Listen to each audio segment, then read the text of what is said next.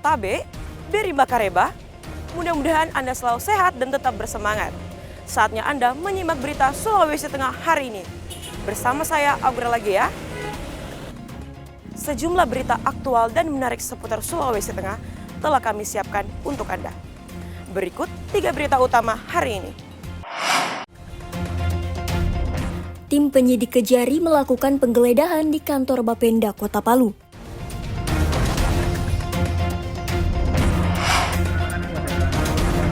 Bea Cukai Morowali memusnahkan rokok dan minuman keras ilegal bernilai miliaran rupiah.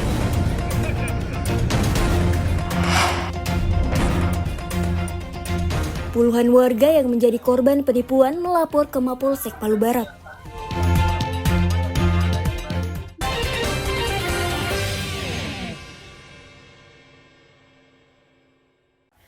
Tim penyidik Kejaksaan Negeri Palu menggeledah kantor Badan Pendapatan Daerah Kota Palu Rabu sore.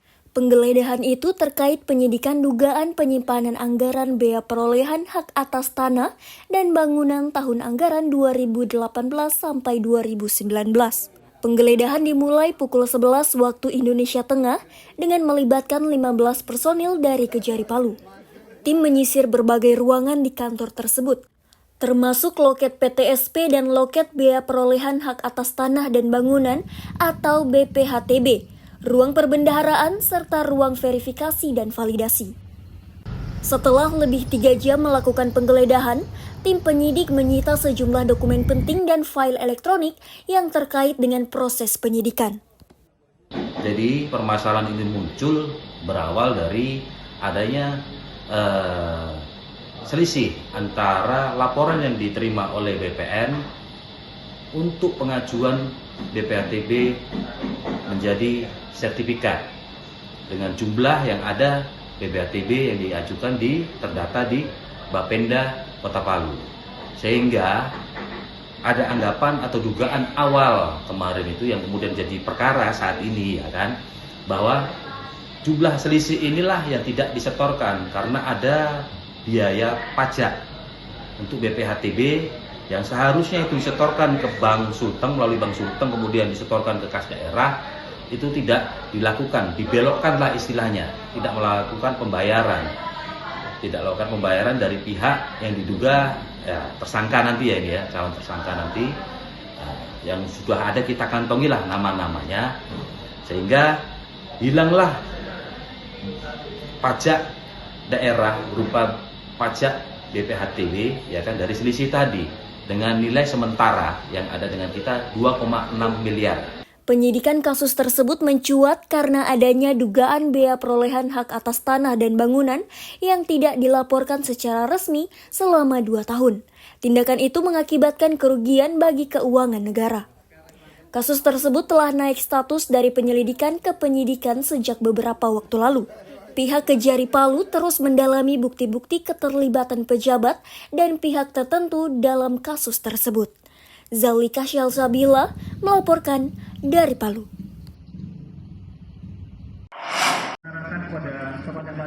Bea Cukai Morowali memusnahkan jutaan batang rokok, ribuan liter minuman keras, serta sejumlah barang ilegal lainnya Kamis pagi. Barang ilegal yang bernilai 3,9 miliar rupiah itu merupakan hasil penindakan kepabeaan dan cukai oleh kantor Bea Cukai Morowali sejak 2021 hingga 2023. Barang ilegal yang dimusnahkan terdiri dari 1.353.340 batang rokok dan 7.145 liter minuman keras berbagai merek. Pemusnahan jutaan batang rokok dilakukan dengan cara dibakar, sedangkan ribuan liter miras dihancurkan dengan cara digilas menggunakan alat berat.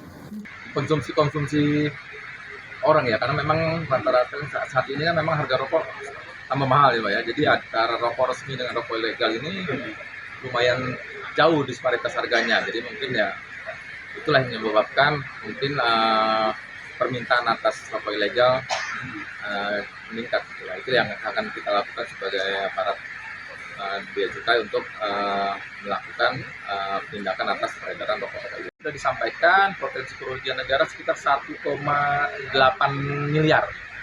1,8 miliar dari semua barang yang ditemukan. termasuk miras Pak, tidak ada yang dari perusahaan. Tidak ada.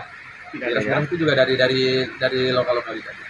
Pemusnahan tersebut sebagai upaya Bea Cukai Morowali memerangi peredaran barang ilegal dan berbahaya lainnya.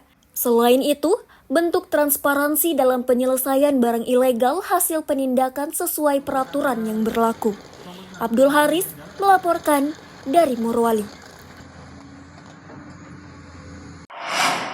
Puluhan warga Kelurahan Birobuli Selatan, Kecamatan Palu Selatan, menyerbu lokasi pasar murah yang digelar Dinas Perindustrian dan Perdagangan Kota Palu. Mereka rela antri untuk membeli sejumlah kebutuhan pokok dengan harga murah. Kegiatan operasi pasar murah berlangsung di lapangan Jalan Tangkasi, Kota Palu, Kamis pagi.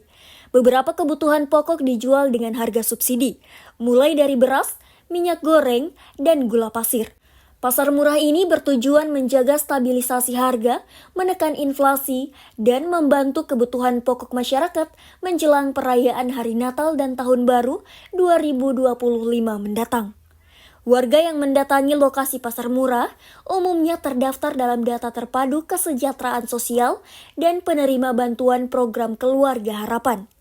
Untuk mendapatkan sembako dengan harga subsidi, warga cukup membawa persyaratan berupa KTP dan kartu PKH. Menurut saya dengan adanya pasar murah ini kita masyarakat di sini merasa terbantu ya, karena dengan ada pasar murahnya ini ada yang yang harganya dari yang 60.000 menjadi 50.000 itu sangat membantu kita. Adanya pasar murah ini Pak, ya bisa menolong kami Pak untuk membeli mesti seperti sembako Pak dengan harga yang murah. Ini syaratnya apa Pak? Ini syaratnya fotokopi kartu DTKS. Iya. Ini berarti kita belinya apa ini? Beras? Ini cuma beras saja. Berapa harganya? 55. Kalau di pasar berapa biasa? Kalau di pasar dia sekitar 60-an, 65. Iya, menjelang Natal cuma ini masalahnya Pak. Untuk sekarang ini kita juga maksudnya butuh untuk gas, tapi untuk sementara ini kayaknya dibilang katanya nggak ada katanya gas. Gitu. Sejumlah kebutuhan pokok yang disubsidi seperti beras premium yang dijual dengan harga Rp55.000 per 5 kg dari harga pasaran Rp60.000. Minyak kita premium dengan harga Rp14.000 per liter dari harga pasar Rp19.000. Dan gula pasir 1 kg yang dijual dengan harga miring Rp11.000 dari harga pasar Rp16.000. Pasar murah yang menggandeng sejumlah distributor asal Kota Palu, mereka menyediakan berbagai kebutuhan pokok dengan harga murah. Salah satunya telur ayam yang dijual dengan harga Rp45.000 satu rak. Biasanya telur tersebut dijual di pasar dengan harga Rp50.000 per rak. Rata-rata harga barang di pasar murah lebih murah hingga Rp10.000 dibandingkan di pasar. Operasi pasar murah ini diharapkan dapat membantu mencukupi kebutuhan pokok masyarakat Kota Palu. Apalagi di tengah melonjaknya permintaan pasar menjelang Hari Raya Natal dan Tahun Baru. Pasar murah memang rutin digelar pemerintah Kota Palu dan menyasar 46 kelurahan sekota Palu secara bergilir. Syahrul Cahaya melaporkan dari Palu.